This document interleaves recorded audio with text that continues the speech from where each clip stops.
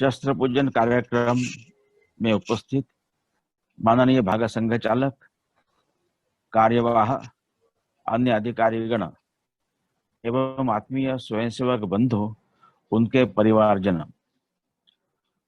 नवरात्रि का पर्व आज से आरंभ हुआ है।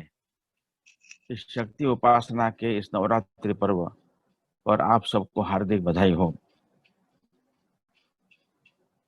शस्त्र पूजन ये शक्ति उपासना का प्रतीक है और शक्ति स्वरूपा देवी के जागरण के नवरात्रि पर्व में यह कार्यक्रम हम लोग कर रहे हैं, क्योंकि शक्ति भी आवश्यक है, साथ साथ विजय का संकल्प भी आवश्यक है। दोनों में से एक न रहने से कुछ काम नहीं बनता है। उसके साथ साथ इस शक्ति का उपयोग किस काम के लिए करना है, यह धर्म का जागरण भी मन में आवश्यक है। शक्ति तो रावण की भी थी,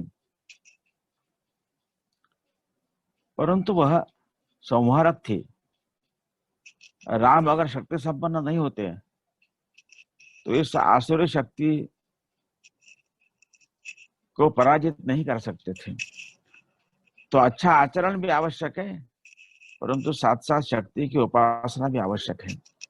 इसलिए हमारे यहाँ कहा गया है कि अग्रतः चतुरो वेदान, पृष्ठतः सशरो धनु।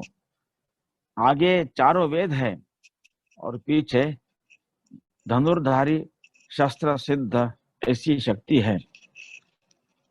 इदम शस्त्रम शापादपि शरादपि। बुद्धि से भी, विवेक से भी, आचरण से भी और आवश्यक पड़ने पर शस्त्र का प्रयोग करके भी हम लोग धर्म की स्थापना करेंगे, यह उसका अर्थ है। भगवत गीता में सभी 700 श्लोक गीता के बाद सबसे अंतिम श्लोक में यही कहा है, यत्र योगेश्वरः कृष्णः यत्र पार्थो धनुर्धरः। योगेश्वर कृष्ण की भी आवश्यकता है, परंतु धनुर्धर पार्थ की भी आवश्यकता है। वहां पर नीति, विजय वगैरह यह निश्चित प्राप्त होता है, यह कहा है। इसलिए अपने संघ की प्रार्थना में इन दोनों बातों का उल्लेख किया है।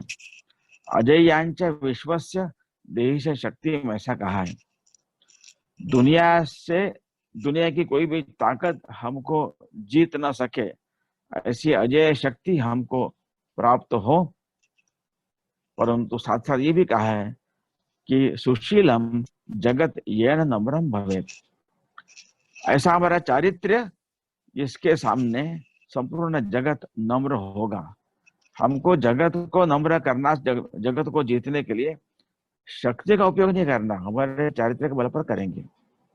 इसलिए चाइना के एक एम्बेसडर जो यूएस में थे, उनका नाम हु शी ऐसा है। उनके नाम से गूगल करोगे उनके बारे में जानकारी मिलेगी। उनका एक कोटेशन बहुत प्रसिद्ध है। उन्होंने कहा कि 2000 वर्षों तक भारत ने चाइना पर सांस्कृतिक साम्राज्य किया without sending a single soldier, ऐसा खास उल्लेख किया है। यह वास्तव में भारत की परंपरा, भारत का इतिहास रहा है। परंतु सतत आक्रमण के कालखंड में थोड़ी यह जो विजय प्राप्त करने का संकल्प, आकांक्षा, विजयघोष वृत्ति का अभाव दिखने लगा। एक अहिंसा का गलत अर्थ समाज में प्रचलित होने का प्रयास हुआ और इसलिए शक्ति की उपेक्षा करते हुए हम देश को कैसे आगे लेकर जा सकते हैं, ऐसी स्थिति अपने देश की आ गई। मैं 2 अंग्रेजी कोटेशंस पढ़ना चाहूंगा यहाँ पर। यानी कैसी मानसिकता हो गई थी, इसमें से बाहर आने के लिए संपूर्ण समाज का संगठन के आधार पर शक्ति का स्वरूप खड़ा करना और संगठन में विजय की आकांक्षा निर्माण करना। विजयत्री जन समता कार्य शक्ति है, ऐसा अपनी प्रार्थना में हमने कहा है। तो श्री के मुंशी, जो पंडित नेहरू की मिनिस्ट्री में मंत्री भी थे, उनकी एक पुस्तक है पिलग्रिमेज टू फ्रीडम नाम से। उसमें जब पार्टीशन का समय आ रहा था, उस समय किस प्रकार का सारी वातावरण था, उसका वर्णन करते हुए वे अपना अनुभव कह रहे हैं। अनुभव अंग्रेजी में है, मैं पढ़ता हूँ।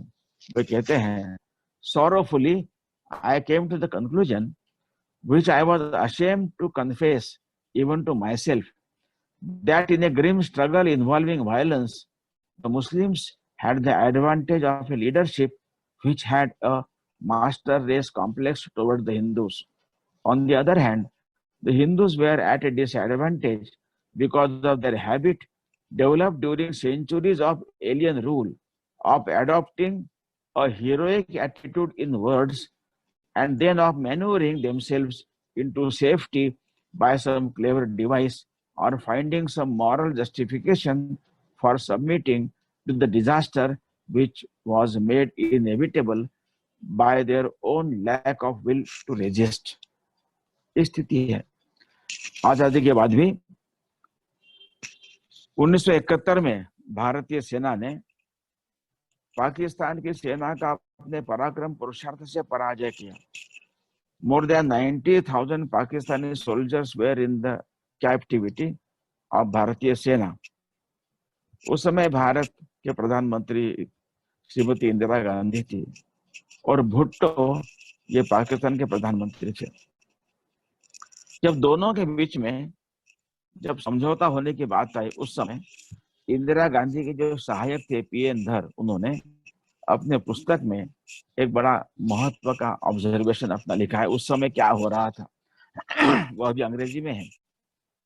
वो कहते हैं, यानी 1971 का युद्ध हुआ है, युद्ध भारत पर लादा गया था, बांग्लादेश स्वतंत्र हो गया है, भारत युद्ध जीत गया है, पाकिस्तान की सेना बहुत बड़ी मात्रा में भारत के कब्जे में है। उसका आधार लेकर कई पाकिस्तान संबंधित विषयों को हम क्लियर कर सकते थे, परंतु वहां का चित्र क्या था, वर्णन करते हैं। It seems to me that Bhutto and Aziz Ahmad tried in a carefully calibrated manner to put the Indian team on defensive. Strange as this may sound, the Indian team did not seem very comfortable with the fact of having won the war. कितनी महत्व की बात, गंभीर बात है। I will repeat it. The Indian team did not seem very comfortable with the fact of having won the war. I have tried to understand the psychology behind this attitude without success. Perhaps it was Indira Gandhi's view, mainly it would be unbecoming for us as victorious to behave victoriously while hosting the summit, that infected our attitude, or perhaps our collective historical experience makes us feel more at home with setbacks. तो जो एक पराजित डिफिटिस्ट mentality इस इतिहास के सारे कालखंड में निर्माण हुई थी, उस समय से इस समाज को बाहर लाना था और इसके लिए संघ में शस्त्र पूजन और विजयादशमी दोनों उत्सव मुख्यतः आरंभ हुए। इसको मुख्यतः समझने की बात है। तो ये यानी सेना में इतनी सारी ताकत शक्ति होने के बाद भी अभी इस उत्सव के प्रस्तावना में उल्लेख हुआ, तो चीन के बारे में भारत का जो रुख था, भारत का जो प्रतिसाद था, सेना की जो तैयारी थी, वो इतनी अच्छी थी। ऐसा भारत देखने की न चीन को, न बाकी लोगों को, न दुनिया को आदत थी। एक नया भारत का अनुभव लोग कर रहे हैं।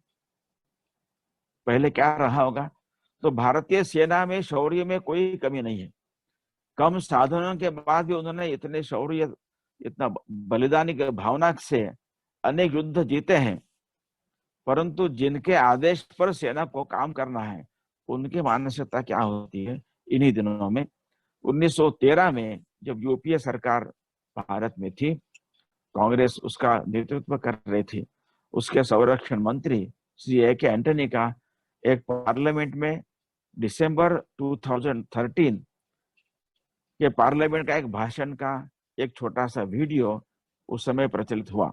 उसमें उन्होंने जो कह रहे थे, यह देखकर मुझे भी एक शर्म आने लगी कि ऐसा सोच कैसे सकते हैं। वो ऐसा कहते हुए दिखाया है वीडियो, आप लोगों ने भी देखा होगा कि चाइना की, भारत की सीमाओं की तुलना में चाइना की सीमाएं अधिक विकसित है, वेल डेवलप्ड है। सेना आने जाने के लिए, विमान उतरने के लिए वहां पर सारा इंफ्रास्ट्रक्चर तैयार है। भारत का बहुत पीछे है। कारण उन्होंने बताया कि आजादी के बाद हमारी यह नीति रही, मतलब पॉलिसी, ऐसा उन्होंने कहा। क्या नीति थी? कि अनडेवलप्ड बॉर्डर आर सेफर, यानी अविकसित सीमा ही हमारी अधिक सुरक्षित होती है। यह कैसी मानसिकता हो सकती है? एक आईएएस अधिकारी से मेरा मिलना हुआ, उनको मैंने यह बात की, उन्होंने कहा वो जब तवांग गए थे तब वहां तक जाने का रास्ता इतना खराब था। जब उन्होंने उसके बारे में पूछा तो लॉजिक बताया कि अगर तवांग तक चीन की सेना आती है, जो भारत और चीन की सेना पर वो स्थान है, तो वहां से उनको भारत में आने में रास्ते खराब होने से ज्यादा समय लगेगा, तब तक हम अपनी तैयारी कर सकेंगे। ऐसा लॉजिक उनको वहां बताया गया। इस डिफिटिस्ट मेंटालिटी से समाज को मुख्यतः बाहर लाने के लिए शक्ति की उपासना आवश्यक है। विजय के आकांक्षा, विजय का संकल्प मन में जगाने की आवश्यकता है। यह शक्ति की उपासना महत्व की है। शस्त्र उसके प्रतीक है। शस्त्रों की शक्ति होती है, शस्त्र एकदम अत्याधुनिक चाहिए, मारक उसका संहारक क्षमता अत्यंत परफेक्ट चाहिए। ऐसे भारत ने इस प्रकार के अनेक राफेल विमान है, बाकी सारे सज्ज हो रहे हैं, लेकिन शस्त्र की शक्ति से केवल काम नहीं चलता है, उसके साथ साथ एक संकल्प शक्ति मन की आवश्यक होती है, एक समाज की संगठित शक्ति आवश्यक होती है, और एक विवेक शक्ति आवश्यक होती है। इस शस्त्रों का शक्ति का उपयोग ठीक से करना है, योग्य काम में करना है, ये दुराचारी न बने, यह भी आवश्यक है। इन सभी शक्तियों को समाज में जागरण करने की आवश्यकता है। तो फिर समाज की व्यवस्था में अन्य अन्य स्थानों पर बैठे हुए लोग हैं, उनको एक ठीक दिशा रहेगी और समाज का सहयोग अच्छा रहेगा। आवश्यक उपलब्ध ऐसे सभी संसाधनों का योग्य उपयोग इस राष्ट्र की के विजय की ओर ले जाने में, हम केवल शस्त्र के आधार पर विजय प्राप्त करने की बात नहीं करते हैं। हमने तो कि सुशीलम ये न जगत नम्रम भवेत्, ऐसा ही कहा है, लेकिन अच्छे विचार के साथ शक्ति भी आवश्यक है, तभी अच्छे विचारों को लोग सुनते हैं। इसलिए यह मुझे आज इतना ही कहना है। मुख्यतः इस शक्ति का महत्व समझने की आवश्यक है। और आज तो हम शस्त्र पूजन कर रहे हैं, ये पूजन प्रतीक रूप है। ये पूजन करने से हमें शक्ति आएगी क्या? ऐसा नहीं है। तो शक्ति का साधना करनी होती है, उसकी उपासना करनी होती है, वो हमको साल भर लगातार करती रहनी है। ये शक्ति प्राप्त करने सभी प्रकार की शक्ति, यानी साधनों की, संकल्प की, विवेक की, संगठन की, ये चारों प्रकार की शक्तियों की साधना सतत लगातार हम करते रहेंगे, तो यह शक्ति निर्माण होगा। और यह शक्ति का एक प्रतीकात्मक हम साल में एक दिन शस्त्र पूजन के निमित्त शस्त्रों के प्रतीक रूप में पूजन करते हुए इस शस्त्र का गौरव, इस शक्ति का गौरव, इस शक्ति का संकल्प, शक्ति का आवाहन करें और फिर से अपनी इस साधना, शक्ति को उपासना करने के काम में आगे लगना चाहिए। इसलिए एक मानसिक संकल्प की आवश्यकता है। तो एक सामूहिक संपर्क, तो शाखा, यह जो है संघ, आज जो संघ की शक्ति दिख रही है, अनेक प्रकार के विरोध अवरोधों के बावजूद स्वयं के ही बलबूते पर, कार्यकर्ताओं के ही बलिदान, त्याग, तपस्या, परिश्रम के आधार पर आज संघ एक शक्तिशाली संगठित शक्ति के नाते एक समाज में अनेक लोग संघ की तरफ एक आशा की दृष्टि से देख रहे हैं। इस कोरोना कालखंड में भी जितनी बड़ी मात्रा में संघ के स्वयंसेवकों ने काम किया है, अद्भुत है। भूकंप, बाढ़ या कोई साइक्लोन वगैरह के बाद, डिवास्टेशन होने के बाद सहायता कार्य करना, यह तो बात एकदम अलग है। परंतु जहां पर हमको इन्फेक्शन होने की पूर्ण संभावना है, ऐसे स्थिति में भी सारी सावधानी बरतते हुए हिम्मत से आगे जाकर काम करना, यह बात अनोखी है। ऐसा किया है पुणे ने ही, करीब ऐसे रेड जोन में इन्फेक्टेड लोगों को ढूंढने के लिए योजना पूर्वक स्थानीय प्रशासन को सहायता करने के लिए 1 लाख से अधिक लोगों का टेस्टिंग किया है। तो और सारे देश भर में सभी कोनों में यह तो देश भर में कुल 4,80,000 संघ के स्वयंसेवकों ने फ्रॉम डे वन इस कोरोना महामारी के समय काम करते रहे हैं। और पूरे अरुणाचल प्रदेश से कश्मीर से कन्याकुमारी तक 85,700 प्लेसेस में यह काम हुआ है। करीब 1,10,00,000 लोगों को रेगुलर रेशन किट्स दिए गए हैं। 7,11,00,000 लोगों को फूड पैकेट्स दिए गए हैं। 63 लाख मास्क बांटे हैं। करीब 13 लाख श्रमिकों को जो अपने अपने स्थान पर जा रहे थे वापस, माइग्रेंट वर्कर्स, उनकी सहायता की है। 40,000 ब्लड डोनेशंस हुए हैं। ऐसे अनेक प्रकार के काम, यही संगठित शक्ति का ही मुख्यतः परिणाम है, यह ध्यान में आता है। और इसलिए इस शाखा का जो महत्व है, तो शाखा, मैं कहता हूं कि shakha is a 1 hour daily gathering programme to inculcate collective qualities and to practise some qualities collectively. सामूहिक गुणों की उपासना करना और व्यक्तिगत गुणों का सामूहिक अभ्यास करने का एक केंद्र, एक प्रोग्राम यानी संघ की शाखा है। और इसमें खेलों के माध्यम से, हमारे यहाँ एक श्लोक कहा जाता है, वह है कि उद्यमम साहसम धैर्यम शक्ति बुद्धि पराक्रमः षडेते यत्र वर्तन्ते तत्र देव सहायकृत। तो ये 6 जो गुण हैं, सतत उद्यमशील रहना, नए नए तरह से सिद्धि प्राप्त करने का प्रयत्न करना, साहस, धैर्य, शक्ति, बुद्धि और पराक्रम। तो संघ में जो शारीरिक कार्यक्रम होते हैं और खेल होते हैं, इन सभी 6 प्रकार के गुण निर्माण होने वाले ऐसे कार्यक्रम संघ की शाखा में होते हैं, संघ के वर्गों में होते हैं। इसमें नए नए कार्यक्रम भी आ रहे हैं, परंतु केवल नयापन नहीं, ये 6 गुण निर्माण होने वाले ऐसे कार्यक्रम शाखा में होते, इसके माध्यम से।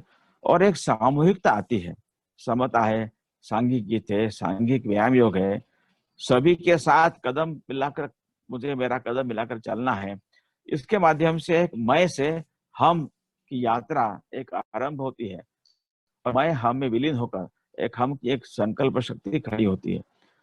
और इस संकल्प शक्ति के कारण ही अत्यंत, आज तो काफी अनुकूल है, अनेक साधन है, परंतु अत्यंत विपरीत स्थिति में भी, जब कुछ नहीं था, ऐसे समय संघ के कार्यकर्ताओं ने जो सुदूर जाकर, संपूर्ण भारत में जाकर डॉक्टर हेडगेवार जी का जो कार्यकर्ताओं का प्लेसमेंट है, वह भी देखने जैसा है।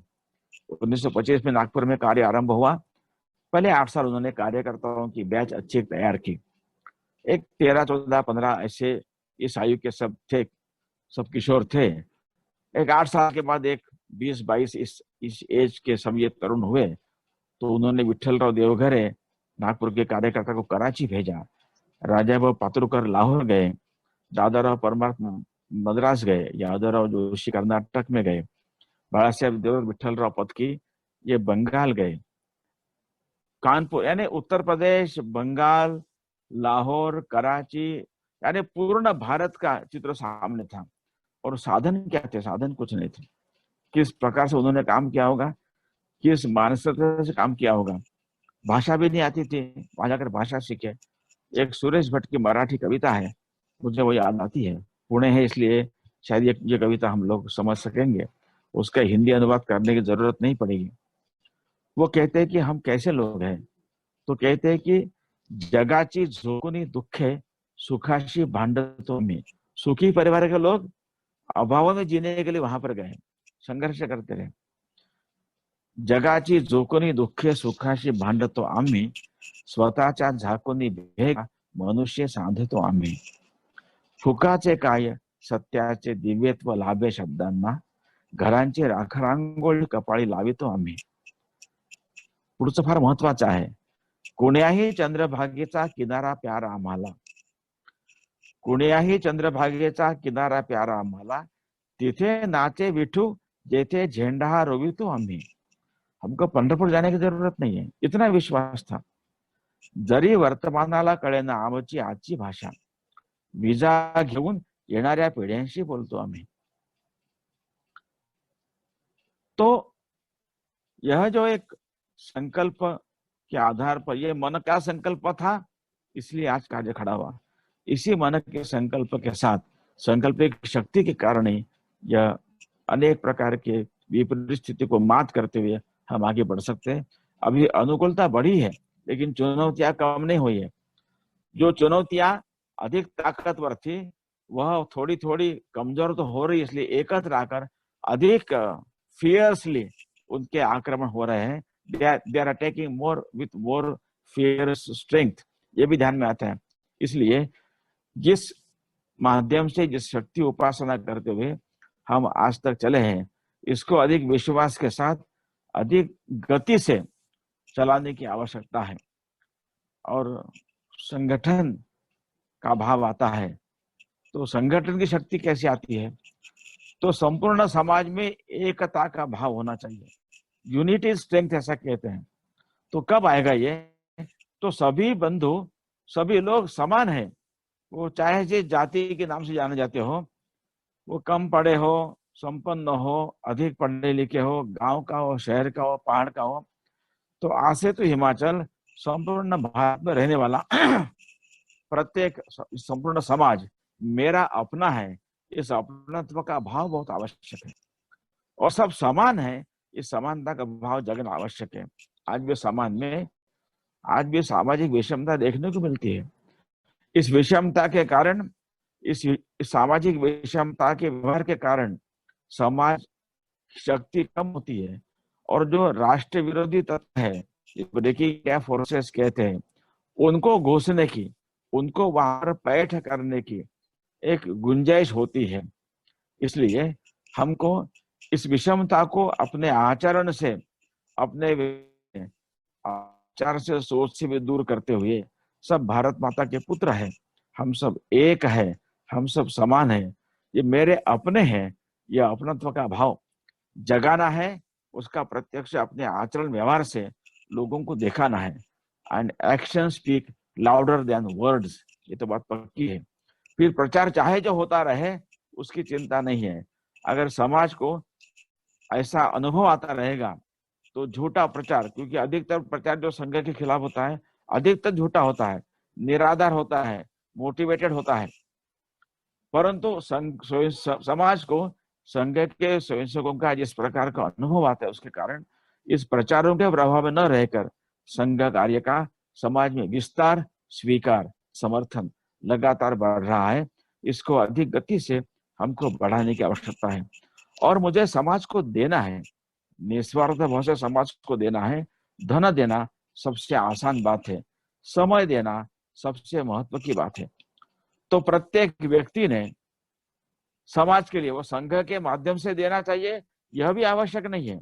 संघ को संघ के नाम से कुछ नहीं करना है, परंतु प्रत्येक व्यक्ति समाज का, सारे समाज को अपना मानकर समाज को मैं दूंगा, देता रहूंगा, तो देने की वृत्ति बढ़ने की आवश्यकता है।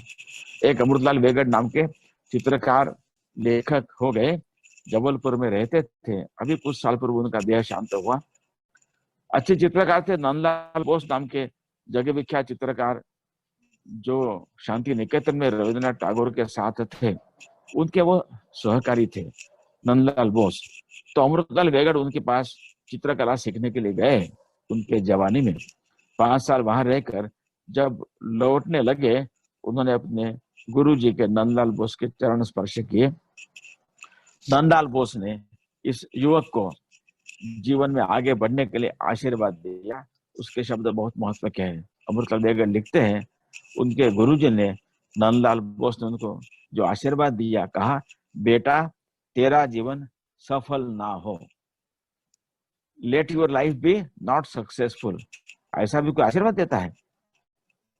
आगे उन्होंने कहा, वो लिखते हैं, उन्होंने कहा कि सफल होने वालों की, सक्सेसफुल होने वालों की दुनिया में कोई कमी नहीं है। आए दिन उनके नाम समाचार पत्र में छप कर आते हैं। और आगे कहा, तुम अपना जीवन सार्थक करना। तो सार्थकता का अर्थ वेगड़ जी कहते हैं यह है कि समाज से मुझे बहुत मिलता है, मुझे समाज को वापस लौटाना है। तो समाज को वापस लौटाने का प्रयास करना, यह वास्तव में जीवन सार्थक करने का मर्म है। इसलिए इसके आधार पर समाज की संगठन की शक्ति, संपूर्ण समाज एक है, समान है, सब अपने हैं, और मुझे समाज को निस्वार्थ भाव से अपना मानकर देना है। जैसे एक बताया उदाहरण कि वो बिना चप्पल पहनकर श्रमिक जा रहे थे, उस युवक ने अपनी चप्पल दे दी, क्या संबंध था? लेकिन ये अपनत्व भाव जगता है तो सहज देने का मन होता है। तो यह भाव मुख्यतः जगना चाहिए, बहुत आवश्यक है। और इस शक्ति का उपयोग हम लोग विवेक पूर्वक जब करेंगे तो एक विश्व कल्याण का, क्योंकि विश्व मंगल साधना के हमें मौन पुजारी, ऐसा अपने संगीत है। तो विश्व मांगल्य की कल्पना लेकर ही भारत का विचार हमेशा रहा है, और इसलिए ऐसे भारत को अपनी पहचान लेकर शक्ति के साथ, संपन्नता के साथ खड़ा करना, ताकि दुनिया का कल्याण हो, यह मुख्य महत्व की बात है। और अभी ऐसा भारत अपनी पहचान लेकर खड़ा हो रहा है, यह बहुत आश्वासक बात है। अब तक हो ऐसा रहा था, आजादी के बाद हमको स्वराज्य तो प्राप्त हुआ, लेकिन हम सही अर्थ में स्वतंत्र हुए क्या? तो लगता है कि नहीं हुए, क्योंकि हमने स्व की व्याख्या ही नहीं की थी। हम जो है सदियों से है, दुनिया जिसको जानती है, मानती भी है, परंतु हमारे यहाँ किसी एक विदेशी विचार के प्रभाव में इस स्व को नकारना, इसकी फैशन चल पड़ी। हम जो है, जो हमारी मूल पहचान है, वो हम नहीं है, वो हम नहीं है, ऐसा कहना, यानी अपने आप को इंटेलेक्चुअल, लिबरल, प्रोग्रेसिव कहना, ऐसे फैशन चल पड़ी। और जो अपनी पहचान लेकर अपनी बात कहते थे, उनको कम्युनल, सांप्रदायिक, विभाजन करने वाले, एंटी प्रोग्रेसिव, ऐसे दूषण देने की हवा चल पड़ी। ऐसे वातावरण में इस भारत का स्वत्व को लेकर, स्वत्व जगाते हुए एक यह कार्य आरंभ हुआ, और धीरे धीरे उसका एक स्वत्व का प्रकाश दुनिया भारत में जो फैलने लगा, उसके कारण बहुत सारे परिवर्तन आए। 2014 का जो राजनीतिक परिवर्तन है, वही महत्व का है। संडे गार्डियन नाम के एक प्रमुख ब्रिटेन से निकलने वाले अखबार में जो 18 मई 2014 का संपादकीय छपा है, 16 मई 2014 को उस समय पार्लियामेंट के रिजल्ट्स आए थे, तो 18 मई का रविवार था। तो संडे गार्डियन के उस 18 मई के संपादकीय का शीर्षक है, बहुत महत्व का है, बहुत इंसाइटफुल है। पहली बार इस प्रकार का एक बड़ा परिवर्तन हुआ था, और उसका वर्णन ऐसा है, वाक्य ऐसा है ऊपर कि it should be obvious that the underlying changes in the Indian society has brought us Modi and not the other way around. यानी ये जो परिवर्तन हुआ है, ये समाज में हुए परिवर्तन के परिणाम स्वरूप है। ये बहुत महत्व की बात उन्होंने उस संपादकीय में अधोरेखित की थी। और संपादकीय का पहले 3 वाक्य ये बहुत बोल्ड स्टेटमेंट्स थे, हम गूगल करेंगे तो पढ़ सकते हैं। उनका पहला वाक्य है कि today 18 May 2014 may go well in the history of India as Britain finally left India। ये ब्रिटेन का संडे गार्डियन ये वाक्य लिख रहा है। आगे वो कहते हैं कि Modi's victory in this elections marks the end of an era that was using the same structures and systems created by British Raj. In many ways, Congress was continuing the same legacy of British Empire।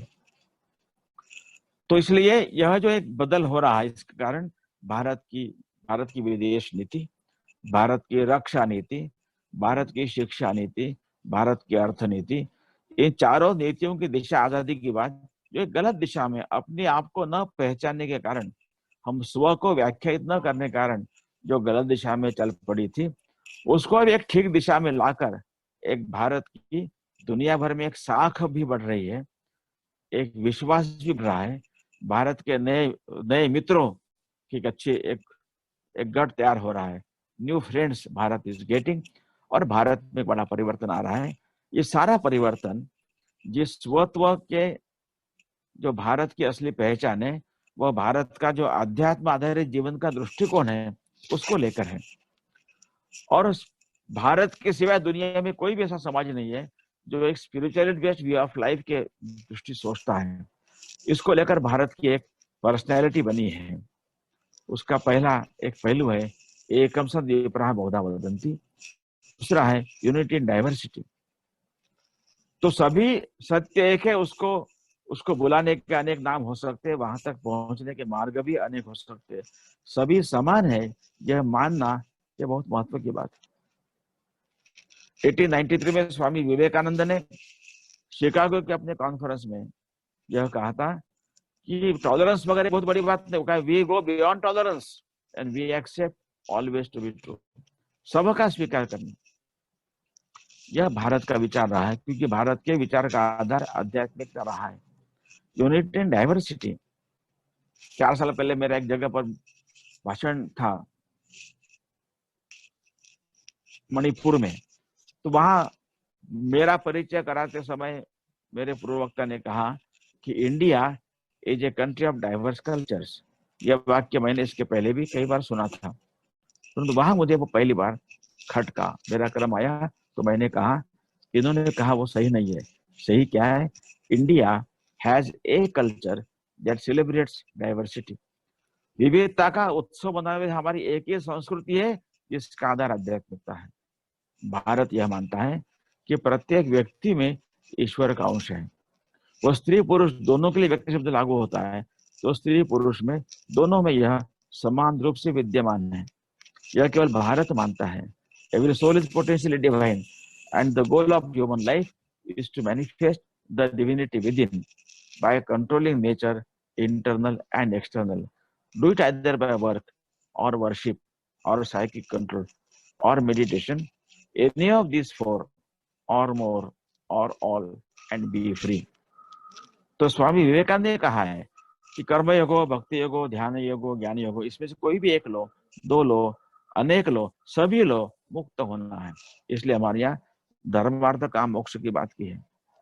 अर्थ काम का निषेध नहीं है, भौतिक समृद्धि संपन्नता का विरोध नहीं है। अपनी प्रार्थना में भी समुत्कर्ष निश्रेयस दोनों का उल्लेख किया है। यह तो अभ्युदय निश्रेय सिद्धि सधर्म, ऐसी धर्म की परिभाषा हमारे यहाँ हुई है। परंतु यहाँ उसके आगे जाना है, मोक्ष की बात है, निश्रेयस की बात भी कही है, और इसलिए यह परिपूर्ण जीवन है। तो अभी दुनिया इतनी नजदीक आई है, इंटरनेट है, वीडियो कॉल से, with all the ethnic, religious, linguistic diversities and limited resources in the nature, सभी को अगर एक साथ रहना है, समन्वय के साथ रहना है, आपसी समन्वय भी और निसर्ग के साथ का भी समन्वय, तो भारतीय जीवन दृष्टि में ही यह मार्ग है जो सारा सिखाती है। और हम हजारों वर्षों तक एक संपन्न सामाजिक जीवन हम लोग जी रहे थे। विज्ञान तंत्रज्ञान में खूब आगे थे दुनिया से, लेकिन कोई पर्यावरणीय संकट निर्माण नहीं हुआ। और सो कॉल्ड डेवलप्ड कंट्रीज ने एक 300-400 वर्षों में इस प्रकार का एक विकास का मॉडल खड़ा किया। इतने प्रकार के संकट सारे खड़े हो गए हैं। इसलिए Bharat he is the way. और इसलिए अपने दादाराव परमार्थ नाम के सबसे पहले प्रचारक के बैच के जो थे, जो चेन्नई में गए थे उस समय का मद्रास, वो एक वाक्य में संघ का वर्णन करते थे कि RSS is the evolution of the life mission of this Hindu nation. इस हिंदू राष्ट्र का जो वैश्विक, जो दैवी दायित्व, जो वैश्विक दायित्व भगवान ने सौंपा है, उसके लिए इसको तैयार करना, यह वास्तव में संघ का काम है। उस कार्य में हम सफल तो हो रहे हैं, परंतु अधिक गति से आगे बढ़ने की आवश्यकता है। जिस चार मुद्दों के आधार पर जो भारत का जो व्यक्तित्व तैयार हुआ है, भारत के पर्सनैलिटी का उल्लेख किया, इसको दुनिया में हिंदू के नाम से लोग जानते हैं। इसलिए यह समाज भारतीय कल्पना में, पश्चिम कल्पना जो नेशन ये स्टेट रिलेटेड है, परंतु भारत की राष्ट्र अवधारणा यह समाज आधारित है, संस्कृति पर आधारित है। People are the nation. इसलिए हिंदुत्व, हिंदू, ये इस समाज का नाम भी है, इस राष्ट्र का नाम भी है, इस राष्ट्र का विशेषण भी है, इस राष्ट्र की आइडेंटिटी भी है। ये किसी के विरोध में नहीं है। तो अपनी अपनी सबकी, आने वाले सभी समाज की पहचान को जानकर उनको कायम रखते हुए अपने साथ लेने की विलक्षण क्षमता भारत में है। यह महत्व की बात है। रविन्द्रनाथ टैगोर का एक सुंदर कोटेशन है स्वदेशी समाज नाम के पुस्तक में। वे कहते हैं कि अनेकता में एकता देखना और विविधता में ऐक्य प्रस्थापित करना, यही भारत के अंतर में पड़ा हुआ धर्म है। इसलिए भारत विविधता को भेद नहीं मानता और पराये को दुश्मन नहीं मानता। इसलिए नए मानव समूह के संघात से हम कदापि भयभीत नहीं होंगे। उनकी विशेषता पहचान कर उनको कायम रखते हुए उनको साथ लेने की विलक्षण क्षमता भारत रखता है। आगे का वाक्य बहुत महत्व का है। वो कहते हैं, इसलिए भारत में हिंदू, मुसलमान, बुद्ध, ईसाई परस्पर लड़ते हुए दिखेंगे, परंतु वे परस्पर लड़कर मर नहीं जाएंगे। वे एक सामंजस्य स्थापित करेंगे ही। आगे का वाक्य और महत्व का है। वो कहते हैं, यह सामंजस्य अहिंदू नहीं होगा, वह होगा विशेष भाव से हिंदू, क्योंकि उसका आधार यह आध्यात्मिक होगा। यह महत्व की बात है। और इसलिए अब जो भारत का एक बड़ा परिवर्तन दिख रहा है, वो जिस तीनों चारों प्रकार के साधन, संगठन, संकल्प और विवेक, ये चारों की शक्ति जगाते हुए हम ये करते आ रहे हैं, इसको आगे बढ़ने की आवश्यकता है। शस्त्र पूजन कर हम इस शक्ति साधना को, आज पूजन हो रहा है, केवल पूजन से कुछ नहीं होगा, हमको सतत साधना करते रहनी, इसकी शक्ति की उपासना करनी है। तो अगले साल का शस्त्र पूजन और अधिक शक्ति संपन्न होकर हम लोग कर सकेंगे, और जो इस राष्ट्र का जो लक्ष्य है उसके लिए इसको तैयार करते रहेंगे। एक संघ के गीत में तो कहा ही है कि करवट बदल रहा है देखो भारत का इतिहास, जाग रहा है हिंदू हृदय में विश्व विजय विश्वास। यह विश्व विजय चारित्र के आधार पर करना है, शक्ति के आधार पर नहीं। जो चाइना के राजदूत हुशी ने कहा था 2000 साल तक, without sending a single soldier India ruled China culturally for 2000 years. ये बहुत महत्व का वाक्य है। आपको गूगल करेंगे तो उनके नाम से आपको मिलेगा। तो ऐसा एक संकल्प हम सबके मन में प्रकट हो, और संकल्प की दिशा में हमारी उपासना, साधना शक्ति की, चारों प्रकार की शक्ति की साधना चलती रहे। इसमें आप सबको सफलता मिले, ऐसी मैं प्रार्थना करता हूँ।